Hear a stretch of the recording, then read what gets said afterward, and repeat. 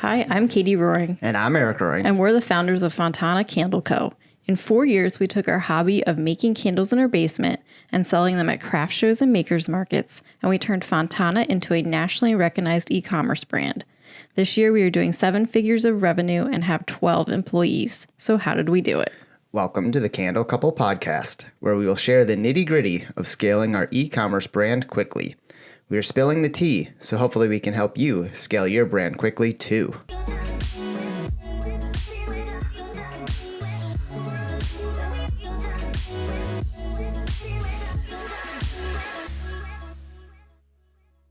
This is episode 14, How to Price Your Candles. This one's going to be all Eric. This is one I'm thoroughly excited for. See, it's too many numbers for me. It's all numbers. But I'm a member of a Facebook candle makers group. And I mean, it's a huge group. There's like 90,000 people on it. I am always watching and seeing what people are talking about. And this is like the number one question that gets asked. How do you price candles? We'll go through and show how we price our candles, and I'll show you the methodology that I've used before and how we price kind of everything that we make. These aren't our exact numbers. We do have some proprietary information for our business, so you aren't getting our exact numbers, but you'll get a gist on how we do what we do. I'm going to pull up a spreadsheet. I will put it on YouTube. So we're on Apple Podcasts, we're on Spotify, and we're on YouTube. If you are listening to this on either of those and want to check out this spreadsheet, go to the YouTube channel. Yes, the Candle Couple podcast on YouTube. And while you're there, like and subscribe. It helps us out a lot. Yes, it does. So then you can take a look at the spreadsheet that I'm going to be talking about. So the first thing that's really important when you are pricing your item is, and we're going to talk specifically about candles, is understanding what your weight is of your materials. So for example, I have a 9-ounce candle. It is 9 ounces of wax by weight. It's not fluid ounces. It's 9 ounces of weight. Of that 9 ounces, we have our wax and we have our fragrance or our essential oils in our case. If you are loading your candle with a 10% fragrance load, that means of those 9 ounces, 10% of it is your essential oil or your fragrance oil, which means 0.9 ounces of the weight is fragrance, 8.1 ounces is wax. So you'll see a little note off to the side that shows you how much of that weight is broken down into each of the components. And then we use that weight in our bill of materials. We are going to build a bomb. It's really important that... we always joke about bomb. Yeah, BOM, bill of materials. It's really important that your pricing unit of measure is the same as your bill of material unit of measure. So for example, if you are buying your waxes for $10 a pound, but you're only using 8 ounces of wax in your candle, make sure your price unit of measure of your wax is in ounces. So divide your pound price by 16 to get the ounce price. Very important. So when you're looking at our spreadsheet that we have up, we use 2 different blends of wax. So we make our own wax. We make our own wax. Again, these are completely made up numbers and prices. So for beeswax in this blend, there's 50% beeswax, 50% coconut oil. Now again, in our bill of materials, we have 8.1 ounces of wax. So we need to understand how much wax is being used per component. Beeswax, it's going to be a 50%. So we take 8.1 ounces multiplied by 50%. That gives us our next column of our raw material quantity, 4.05 ounces of beeswax in one candle. Our coconut oil is a 50% blend as well, as 50% of the wax, which means we have 4.05 ounces of coconut oil. Our essential oil, we're using 10% in our total candle's weight. Again, hypothetically. So there are 0.09 ounces of fragrance or essential oil in each candle. We then need to look at each other component of our candle. So we need a wick, we need a wick clip, a glue dot, a jar, a lid, a label, a warning label, and your labor costs associated directly to making the candle. You might have more or less items building in your candle if you have a box, if you have 2 labels, if you have gemstones, whatever. make sure and add that to your BOM. That's going to be very important. So now that we have our raw material quantity filled out, one of each of all of those ancillary items, our wax contents and our fragrance, we need to then look at what the raw material price is for each of those components. So for example, beeswax, I have in here at 75 cents an ounce. Coconut oil, 50 cents an ounce. Essential oil, $2 an ounce. Wicks are 12 cents. Wick clips are 3 cents, on and on and on. I do have a question. Just right now with inflation and how raw materials keep going up, how often do you look at this pricing to increase if you need to? Our system, this is simple and easy in our spreadsheet because it's a one and done type of thing. However, our system that we use as we've gotten more sophisticated constantly changes these prices. So every time we receive a new PO with a different price, it creates a weighted average price for each of those raw materials. So this changes every time you receive something at a new price. So just starting out, like you're totally fine using an Excel spreadsheet or a Google Doc. Yep, exactly. But as you grow and scale, your software needs are going to change, like we discussed in a previous episode. Yeah, we do have a full episode on our software that we use, and it is very easy to use and helps understand your raw material cost. It's called MRP Easy. Super simple to use, and check it out if you need software. But after we fill out our raw material price column, again, this is the price of the raw material in the same unit of measurement as your bill of materials. So again, our finished candle is in ounces, which means our raw material price needs to be in ounces. So 75 cents for beeswax, 50 cents for coconut oil, on and on and on. Now we need to extrapolate what that means to our finished product price.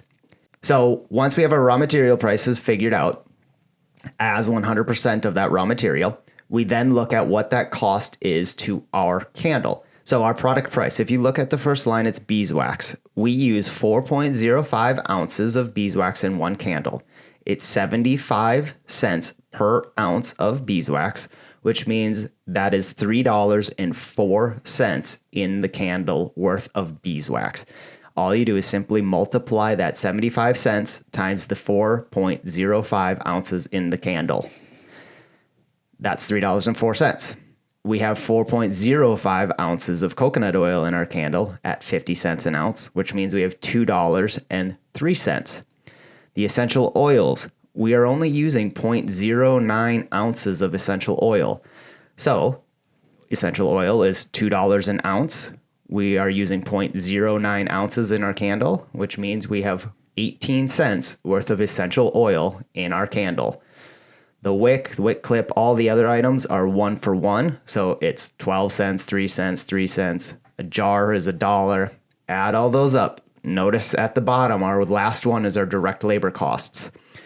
If you are paying somebody $20 an hour and there's 60 minutes in an hour, that means every minute of work is 33 cents. If it takes you 1 minute to make a candle, there's 33 cents worth of labor in your product price. So once we have the component price of each item in the candle as a finished candle, you add all of those up. So our candle, our hypothetical candle, is $7.58 just in raw materials. And labor. And labor, yes. Direct labor associated with making that candle. So now we have our cost of goods in our candle. The COGs. The COGs, that's right. So like you were alluding to, Katie, we have to figure out our labor costs. There are two different kinds of labor costs associated with a business. There's the indirect labor cost and the direct labor cost. The direct labor cost is, of course, the most easiest to associate with. It's what does it cost to have someone make your product? This is the labor of your candle pourer, labeler, all those people associated with making the candle. Your indirect costs are mostly associated with admin and finance type of stuff. So anyone else who's doing anything associated with your business can be counted as indirect labor costs. So for example, in our business, would that be our marketing team? That's exactly right. Our shipping team? That's exactly right. Yep. So that all kind of builds into your overhead costs, which are a really important aspect. those are a little bit more difficult to associate to product lines and everything else. So that's why it's a indirect cost, a holistic cost of what does it take to run your business. So I guess if you're just starting out, these calculations are a lot more simple than when you have a complex business. Yes. Usually like a sole proprietor, they don't really care about indirect versus direct labor costs. They're the only person doing this. Right, correct. So it's not that big of a deal when you're starting, but it's something to be aware of as you grow. So again, that bottom number that we talked about is your cost of goods sold, or your cost of goods in your candle. So again, for us, $7.58 in our example. That's exactly right. Now you need to look at your overhead costs. This is, again, associated with anything else related to not directly in the candle. So this is your equipment cost. This is your electricity to run your business. This is your insurance, your accounting fees, anything else that you spend money on your business to run your business. This is your overhead cost. So in our example, we're going to say for the entire year, we have $10,000 in overhead costs, all of our other costs associated with our business. The next part of that, what you need is your budgeted amount of what you're going to sell. We're going to say our budget for this year is selling 2,000 candles. We're going to make the math really simple here. I guess what if someone doesn't have a budgeted amount? Do you need to forecast something? Yes, you do need to forecast something. You need to understand how many candles you sell at what rate to cover your costs. So you do need a forecast. You need to understand what you are going to sell in a year, and you should have a pretty good idea on that. But people won't know until they start. That's exactly right. A lot of people just starting have no idea. That's exactly right. And one of the reasons in the exercises that we do this for is because you don't need $100,000 worth of equipment to make 1,000 candles. So this is an exercise in understanding how much equipment do you need and overhead do you need to make an amount of candles. We have hundreds of thousands of dollars in overhead, but we also make hundreds of thousands of candles. Yes. So if we're only making 1,000 candles, we do not need the equipment and the space that we need. If you're just starting out, you're not paying rent as an overhead cost. You're not paying electric. You're not paying internet. You're not paying all those other fees associated with your business. And so this is an exercise of understanding what your overhead needs to be. So you do need a forecast to understand how much equipment you need and understand how much you have to charge per candle to cover those overhead costs. So in our example, we have $10,000 in overhead, and we have a budget of selling 2,000 candles. Simple math, divide $10,000 by 2,000 candles. We have to make $5 a candle to cover our overhead costs. So just so we understand, this $5 per candle is in addition to the $7.58 that we calculated earlier. That's exactly right. Okay. Yep, that's exactly right. So now we have $5 per candle to cover our overhead costs, all of our other expenses in our business. Now, how do you want to pay yourself? You are probably the one making the candle and you're thinking, hey, I'm getting paid $20 an hour to make this candle. That's what I'm paying myself. So that's what we calculated in the COGs for the labor. That's right. Yep. That's our direct labor cost. However, you are doing other things in your business aside from making candles. You're doing marketing. You're doing research. You're doing research and development. You better be to be successful. Exactly. You can't just be making candles. So you as the owner, if you plan on paying somebody someday, that labor cost was already associated into your candle. You yourself as the owner and doing all these other business functions need to get paid as well. So let's say you want to make $10,000 as the owner, not making candles, but the owner of the business.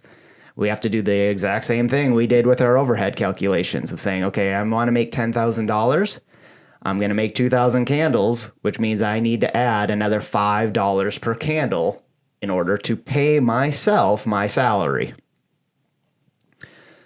So now we have another $5 in the cost of our candle. Yes. So where are we now? So we have $7.58 plus basically $10. That's exactly right. So we're at $8.58 right now. Right.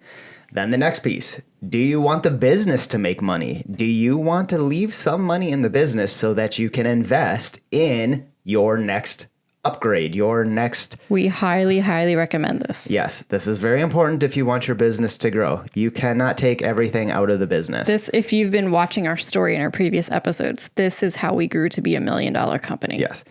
You have to add something into your candle for your business so that you can reinvest. Let's say that's $1 a candle. So now we add another $1 to our price. Adding in breakage, waste, shrink. Every candle you make and every product or every raw material you buy isn't going to go directly into the candle. You're going to have some spillage. You're going to have the candle break. You're going to have some flaws. These are extra costs associated that are sometimes 1 to 2% of your total. So if you make 100 candles, one of them probably won't turn out. 1 or 2 of them probably won't turn out. Understand what that is. Extrapolate that cost over your candle. Sometimes it's 10, we call them 15 cents. seconds in our business. We call them seconds. This is called shrink. So make sure you capture that as well and understand that it's a couple of cents a candle. If you're very efficient, it can be very expensive if you're very inefficient. So make sure you keep track of how many candles you make versus how many are sellable. Now we can add all those costs up.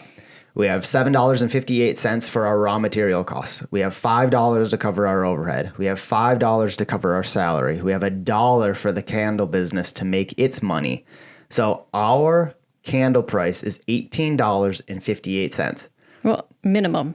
Absolute minimum. That's right. Candle price. Your candle price is $18.58 at the minimum. Yes. That price is what will cover all of your costs that you deemed were necessary to be covered. The next question is, are you selling wholesale? That's a very fair question, because if you are just selling at fairs and makers markets, $18.58, that's perfect. On your website. On your website, If you have no whatever. plans to do any wholesale. That's right. I would suggest not doing that because that is your minimum price. That does not cover any returns. That doesn't cover any sales that you might be doing, BOGOs, shipping subsidization. Nothing is included in that other than your costs you deemed associated. So don't sell your candle for $18.58. Not in this example. Not in this example. You should be able to double your minimum price. This way, if you are doing wholesale accounts, you can sell that to them at that $18.58, maintain all of your costs, maintain all of your salary requirements and everything else needed to run your business, and sell it to your wholesale client for them to make 50% margin. And we say at the minimum. At the minimum. We've been doing wholesale for 5 years now, and it really seems like retailers want a minimum of 50% margin. Some of the big guys want a lot bigger of a margin. I've seen up to 75% margin that the big guys want. That's exactly right. So what that means is if we are selling our candle to them at $18.58, they need to be able to sell it for $37.16. They need to be able to make a 50% margin. They need to double their money from what they bought it from you for. If you can sell it on your website and your channels for $37.16, that's a lot more money in your pocket. That's where you can make more money. That's where you can have sales. That's where you can help subsidize shipping costs. You can do 2-for-1s. You can pay. Well, you can do pay-per-click advertising. You can do affiliate marketing, influencers. You have wiggle room to do a lot of things. Yes. So you need to really understand what your minimum sales price is so that you can better understand what your retail price is. Two very important things to understand. Candles are a volume business. If you want to make a lot of money selling candles, you have to be able to make and sell a lot of candles. Like, there's no way around it. There's no way around it. Now, does that price make sense? In some candle businesses, $37 is totally realistic. Yes, exactly. But does your candle make sense at that price point that you just calculated? For your consumer, your branding. Does that make sense? Because the next part of this is the art of pricing, the psychology of pricing. Where are your competitors at? What do you want to do with your candles? Are you covering shipping? Are you subsidizing shipping? Are you going to do a lot of sales? Do you want to donate to charities? And what do you want to get out of the pricing of your candle and the avenues that you plan on selling it? Because if you're a luxe brand, the psychology is like, you have to have expensive pricing. Yep. But then for our business, we notice when we do a gift set, our gift sets sell extremely well when they're less than $50. Yep. When they're 55 to 100, they don't sell well at all. Nope. So there is a psychology to this pricing. There's a huge psychology to the pricing, and it's also understanding, do you want to do Mother's Day sales? Do you want to do Black Friday sales? Are you going to do influencer campaigns where you need to pay commissions? All of these other costs are going to come out from that larger margin. If you're an e-com business like we are, you have to look at shipping costs. Customers are not willing to pay the price of shipping in its entirety because some shipping costs are $15 to $18. Consumers aren't willing to pay $15 to $18 for shipping. That's right. So you will have to eat some of their shipping charges and have that in the margin of your candle. Yes, direct shipping charges as well from what we pay UPS and USPS, but then also now you're paying people to pack your shipments. As you grow, yeah. As you we grow. have 2 shippers. You're also paying for the boxes, the packing peanuts, the dunnage included. If you're shipping during the summertime like we do, we pay ice packs. We have our fancy custom shipping We have tape. custom tape. All of that stuff is also associated with shipping and handling and is a cost that you are going to need to bear unless you charge your customer, which they don't like doing. Don't do it. So that's one of those pieces that if you are selling your candles online, you need to make sure that those prices are covered. The calculation that we did above only includes your overhead costs. So make sure you add all of those extra costs for what your business is doing into that overhead. You need to make sure they're accounted. If you sold it for that $18.53 without accounting for anything else, you're eroding your margin. Don't do that. Don't do that. If you're looking at your COGs, your cost of goods sold, and saying, ooh, they're too expensive, I need to do something to decrease them. The first thing I would say to look at is look at your price of your vessel. I know a lot of the suppliers out there, and some of the vessel suppliers, their pricing doesn't make sense for a small business to resell. If your candle price is too expensive, you need to look at how do you cut those costs. Looking at your vessel costs, like Katie mentioned, is a really big thing. If you are buying a $10 vessel and trying to sell it for $20, that's too expensive.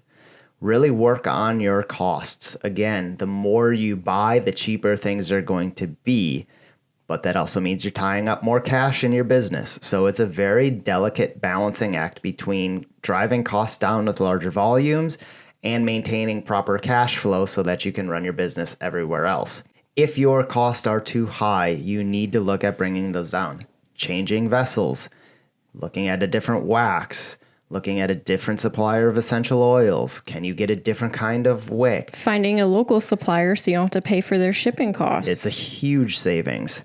Looking at how you can drive cost out of your raw materials is a significant savings because as you've noticed, every time you add $1 into the raw material cost, you're doubling it, almost tripling it at the end. To the cover. consumer, yeah. Exactly. So if you put $1 in, that means you almost have to charge $3 to recoup that $1 cost into your margin and maintain your proper margin. Driving costs out of your raw materials is very important, driving down your candle price. And I would say too, just from running our business for a long time, labels can be a huge source of cost in your COGs. So we used to have a local vendor print our candle labels for us. Not to sugarcoat it. That was extremely expensive. Very expensive. So we ended up buying a specialty printer and we now print them in-house. We did a payback calculation. We were paying anywhere between 50 to 75 cents a label. We do have Which is a lot. It's extremely expensive. I looked at finding a very high-end printer. It's about $5,000 printer. Our label cost went from 75 cents a label down to 17 cents a label. So that $5,000 was paid back really quickly. Understanding how you scale your business and cut costs is a very big efficiency piece because a $5,000 printer when we just started, that's not feasible. Out of the question. Yeah. Out of the question. When we're making 30, 40, 50,000 labels, it's an instant no-brainer. Understanding, again, to the earlier point of what your overhead is and your budget for candles, of making candles, that will help you understand what kind of equipment needs you have and what kind of money you can invest back into your business in equipment. So for example, at the stage we're in now, we're looking at, does a automated labeling line make sense for our company? Right. So it's a $60,000 plus investment, but then would it drive down labor costs per candle? That's exactly right. So as you grow your business and scale your growth with your working capital and your equipment costs and equipment needs, that's where you can start spending more and more money as you're making more and more candles. Pricing candles is very much a science and an art. Understanding where your competitors are, understanding where you are in the country, understanding what your niche is, all help determine what price you need to achieve and can achieve with your candle. And understanding all of your costs associated with that candle will really help understand where your minimums have to be. Yes, because you do want to make money at your business. Subscribe and follow along for more e-commerce success tips so you can build a 7-figure e-commerce candle brand too.